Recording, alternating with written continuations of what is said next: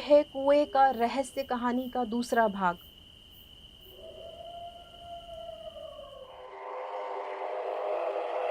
हमने उठकर खिड़की से बाहर देखा। शेरू उस कुएं की तरफ देखकर रो रहा था। गाय भी वही देख रही थी। मैं थोड़ा डर गई थी कि ये ऐसा क्यों कर रहे हैं। बाहर बहुत अंधेरा था। हमें कुछ ठीक से दिखाई नहीं दे रहा था। हमने डर के अपने पति को उठाया। सुनो, उठो, जल्दी उठो। क्या हुआ? देखो, शायद बाहर कुछ है। शेरू और गाय बहुत चिल्ला रहे हैं। देखो तो जल्दी। अरे कोई जानवर आया होगा जंगल से, उसी को देख के डर गए होंगे। नहीं, आप देखिए ना बाहर जाकर, कुछ तो गड़बड़ है। वो कुएं की तरफ देखकर बहुत चिल्ला रहे हैं। रुको, देखता हूँ मैं। हमारे पति उठे। उन्होंने बाहर का लाइट जलाया और वो बाहर देखने लगे। तब गाय और शेरू दोनों ने चिल्लाना बंद कर दिया। वो दोनों अब बिल्कुल शांत हो गए थे। हमारे पति ने कहा, कोई नहीं है बाहर। अरे शायद कोई जानवर ही होगा। वहां वहां उस कुएं के पास कुछ था। ये शेरू उसी की तरफ देख रहा था और बहुत रो रहा था। हमें तो लगता है कि वहां कुछ ना कुछ जरूर है। तुम भी ना? ठीक है, मैं कुएं के पास देख के आता हूँ। हमारे पति ने मशाल में आग जलाई और कुएं के पास गए। जैसे वो करीब गए, तब अचानक शेरू जोर जोर से चिल्लाने लगा। गाय भी चिल्लाने लगी। अब जो हमारे साथ हुआ था, वही हमारे पति के साथ हुआ। वो वहीं रुक गए। हमारे पति पीछे हट गए। थोड़ी देर बाद जब संदेश फिर से आगे बढ़े कुएं की तरफ, तब फिर से शेरू भौंकने लगा। संदेश फिर रुक गए। जब जब संदेश कुएं की तरफ बढ़ते, शेरू भौंकना शुरू कर देता। फिर भी संदेश आगे बढ़े। उन्होंने कुएं में धीरे से झांक कर देखा। तब उन्हें चक्कर आने लगा और उनका सर भारी हो गया। वो तुरंत पीछे हटे और घर के अंदर आ गए। हमने पूछा, क्या हुआ जी? मेरा सर बहुत भारी हो गया है, एकदम से चक्कर आने लगा। पता है, मैंने उस कुएं में देखा तो ऐसा लग रहा था कि जैसे मुझे कोई नीचे खींच रहा हो। देखा, हमने आपसे पहले ही कहा था कि उस कुएं में कुछ गड़बड़ है। हमारे पति को अब समझ आ गया था कि वहां कुएं में कुछ तो है। अगले दिन संदेश हमारे पड़ोसी घनश्याम जी के घर गए, जो हमारे घर के बगल में रहते थे और इस गांव में 25 सालों से रह रहे थे। हमारे पति ने उन्हें मिलकर उन्हें सब बताया। घनश्याम जी, आप तो कई सालों से गांव में रह रहे हैं और हमारे पड़ोसी भी हैं। आप हमारे घर के बारे में काफ़ी कुछ जानते होंगे ना? वो जो कुआं है हमारे घर के आंगन में, उसके बारे में कुछ जानते हैं आप? संदेश भाई, आपसे कुछ नहीं छुपाऊंगा। आप भले आदमी हैं और आपकी नई नई शादी भी हुई है। क्या बात है, बताइए। आपसे पहले एक परिवार रहता था आपके घर में, कई सालों पहले। उनके घर भी शादी हुई थी और दूसरे घर से एक लड़की ब्याह के लाए थे अपने बेटे के लिए। लेकिन वो लोग अच्छे नहीं थे। सास, ससुर और बेटा उस लड़की पर बहुत जुल्म करते थे। बेचारी बहुत परेशान थी। उनके जुल्म चुपचाप सहती थी। गरीब घर से थी। हमें सब पता था, लेकिन हम भी कुछ नहीं कर सकते थे। एक रात उन लोगों ने उस लड़की को बहुत मारा और काफी झगड़ा हुआ और फिर उस रात उस लड़की की मौत हो गई। उसके पति ने गांव वालों से कहा कि उसने कुएं में कूदकर खुदकुशी कर ली। उसके ससुराल का कहना था कि उस लड़की का किसी के साथ नाजायज रिश्ता था और इसी बात पर झगड़ा होता था और इसीलिए उसने कुएं में कूदकर अपनी जान दे दी। वो अपने प्रेमी की जुदाई बर्दाश्त नहीं कर पा रही थी। क्या ये सच है कि उस लड़की का किसी के साथ नाजायज संबंध था? अब ये सब तो पता नहीं, ऐसा उसके पति ने सब गांव वालों को बताया। अब सच क्या है ये तो वो घर वाले जानते हैं, या ईश्वर, या फिर वो लड़की जो अब इस दुनिया में नहीं है। लेकिन वो लड़की थी बहुत अच्छी। ईश्वर उसकी आत्मा को शांति दे। इस हादसे के बाद वो लड़की के ससुराल वाले वो घर छोड़ के चले गए। ऐसा सुनने में आया है कि उस कुएं के आसपास उस लड़की की आत्मा भटकती है। इसलिए उन लोगों ने ये घर बेच दिया और यहां से चले गए। बस उसके बाद आप लोग इस घर में आए। हमारे पति ने घर आकर हमें सारी बातें बताई जो उन्हें घनश्याम जी ने बताई थी।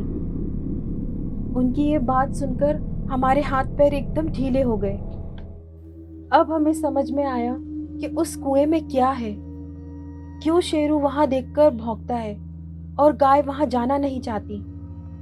सुनिए, हम ये घर छोड़कर कहीं और चले जाते हैं ना। हमें लगता है उस लड़की की आत्मा उस कुएं में या उसके आसपास है। हमने आपसे कहा था ना कि हमने वहां पर कुएं में किसी लड़की को देखा है। अब तो यकीन हो गया ना आपको? अरे बाबा, तुम इतना मत घबराओ। हमने अभी तो घर खरीदा है, एकदम से घर नहीं छोड़ सकते ना। हम यहाँ नहीं रहेंगे, आप हमें यहाँ से कहीं और लेकर चलें। ठीक है, देखो मैं कुछ करता हूँ। तुम एक काम करो, कुछ दिनों के लिए ना अपनी बहन के घर चली जाओ। मैं यहाँ पर इस आत्मा का क्या करना है देखता हूँ। हम कुछ दिनों के लिए अपनी बहन के घर चले गए।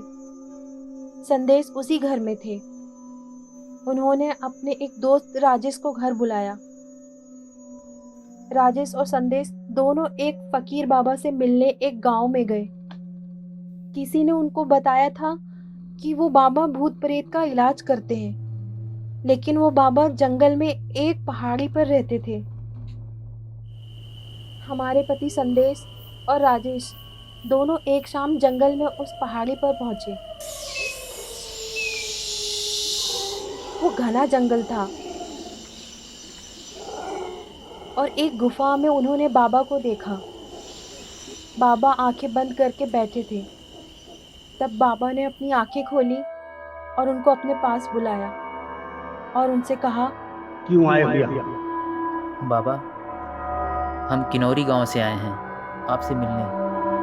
हमें आपकी मदद चाहिए, हम बहुत परेशान हैं। मदद करने वाला तो आसमान में बैठा है, मैं तो सिर्फ एक अदना फकीर हूँ। चाहते क्या हो? तब हमारे पति ने बाबा को पूरी बात बताई। तब पूरी बात सुनने के बाद बाबा ने कहा, ठीक है, मैं वहां चलता हूँ और जाकर देखता हूँ, लेकिन किसी मासूम रूह में तकलीफ नहीं देता। बाकी वहां चलकर बताऊंगा। चलो।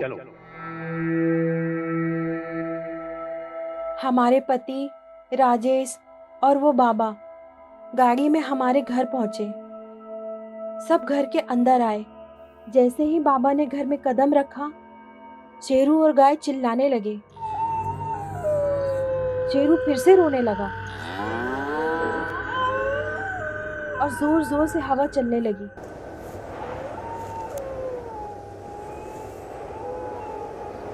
तब बाबा ने हमारे पति से कहा, ठहरो, तुम लोग घर के बाहर ही रुको, मैं देखता हूँ। मेरे अलावा कोई अंदर नहीं आएगा। ठीक है बाबा, हम और राजेश बाहर ही रुकते हैं। तुम लोग 2 दिन के लिए बाहर रहो, मैं यहाँ अकेले रहूंगा। 2 दिन के बाद मुझसे आके यहाँ मिलना। ठीक है बाबा, जैसे आप कहें। अब बाबा हमारे घर पर अकेले ही थे और वो उस कुएं के पास गए। शेरू और गाय फिर से चिल्लाने लगे। तब बाबा ने कुछ पढ़ना शुरू किया। बाबा के पढ़ते ही शेरू और गाय शांत हो गए। बाबा अब उस कुएं के पास बैठ गए और 2 दिन तक वो बिना कुछ खाए पिए कुछ पढ़ते रहे।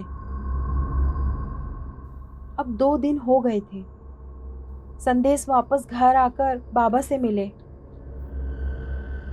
तब बाबा ने संदेश को जो बताया उसे सुनकर हम सब हैरान हो गए। बाबा ने कहा, वो शांत हो गई है, अब वो वापस नहीं आएगी। कौन बाबा? वही मासूम की आत्मा जो इस कुएं में थी, बहुत तकलीफ में थी, अब वो सुकून में है और वापस चली गई है। मैंने बहुत पढ़ाई की, फिर वो मेरे सामने आई थी कल रात को। मैंने उससे पूछा, क्या बात है, क्यों परेशान कर रही हो और यहाँ इस कुएं में क्यों हो? तब उसने मुझे बताया, मुझे जलाकर मारा था मेरे अपनों ने। मुझे बहुत मारा था, फिर मुझे आग से जलाया। मैं बहुत तड़पी थी, चिल्लाई थी।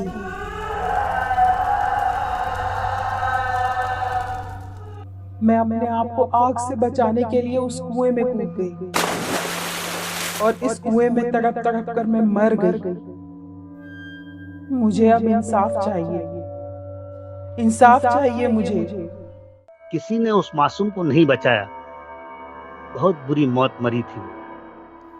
लेकिन बाबा, अब वो वापस आएगी तो वो चाहती क्या है?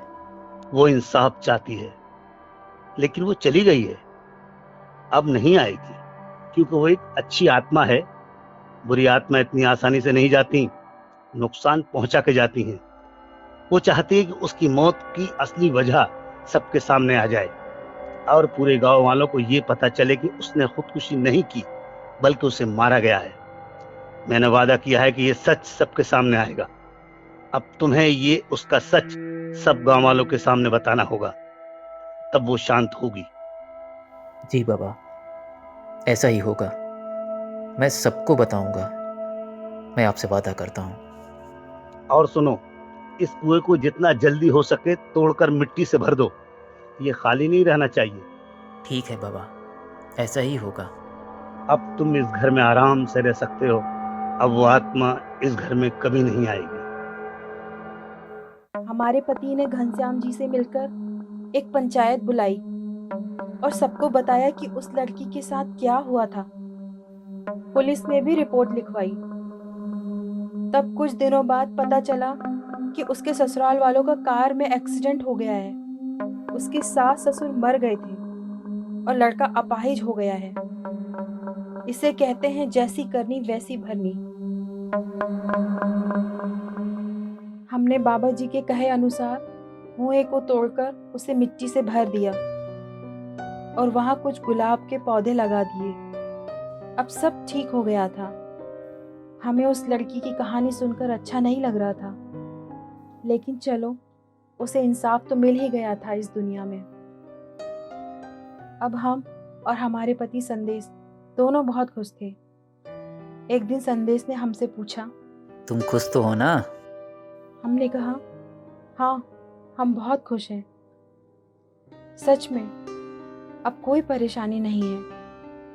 वहाँ हम सब अच्छे से रहने लगे। कई दिन गुजर गए। एक रात हम और हमारे पति संदेश सो रहे थे। तब आधी रात को शेरू और गाय फिर से चिल्लाने लगे। हमने बाहर देखा, जहाँ वो कुआं था वो दोनों वहाँ देखकर चिल्ला रहे थे। अब क्या हुआ? ये क्यों चिल्ला रहे हैं फिर से उस कुएं वाली जगह को देखकर?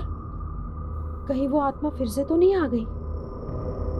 तब हमारे पति ने मसाल जलाई और वो बाहर गए देखने के लिए कि क्या है आखिर वहां। तब संदेश अचानक रुक गए और उन्होंने देखा सामने एक तेंदुआ था। उसने हमारे पति को देखा और तेजी से जंगल की तरफ भाग गया। अब शेरू और गाय भी शांत हो गए थे। हमने पूछा, क्या था?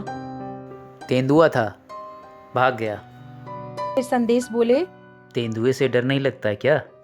हमने बोला, तेंदुए से डर नहीं लगता है साहब, भूत से लगता है। अगर आपको हमारी कहानी पसंद आई हो तो हमारी कहानी को लाइक ज़रूर कीजिएगा। हमारे चैनल को सब्सक्राइब करें और जो दोस्त इस तरह की कहानियाँ सुनने की दिलचस्पी रखते हैं तो उनको शेयर भी करें।